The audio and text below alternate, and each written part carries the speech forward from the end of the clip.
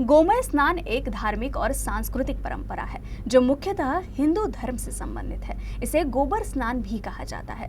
अकोला के महसपुर स्थित आदर्श गौशाला में गोमय स्नान का आयोजन किया गया। कई नागरिकों ने इस स्नान का लाभ उठाया।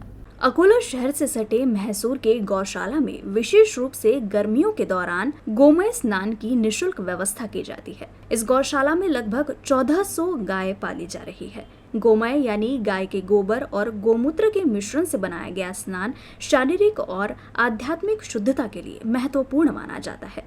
गोबर को गोमूत्र के साथ मिलाकर पेस्ट बनाया जाता है और व्यक्ति के पूरे शरीर पर लगाया जाता है। ऐसा माना जाता है कि इस कार्य में गाय के गोबर के औषधीय गुणों का उपयोग होता है, जो धूप से बचाने और विभिन्न बीमारियों के इलाज में मदद करता है।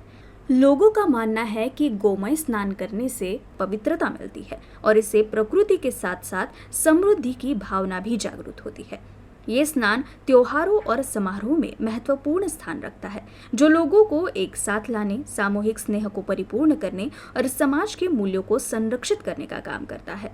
गोरक्षक ने कहा कि गोमय स्नान करने की परंपरा समाज में एकता, ईमानदारी और धार्मिक भावना को बढ़ावा देती है। आदर्श गो सेवा अनुसंधान प्रकल्प अकोला येथे दर रविवारी पुरुषांकरता गोमय स्नानाची व्यवस्था केली आहे।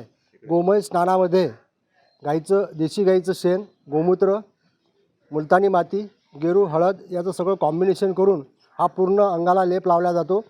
त्यामुळे शरीरातील टॉक्झिन्स बाहेर निघतात असा लोकांचा अनुभव आलेला आहे। चर्मरोग निघून जातो, त्वचा मऊ होते।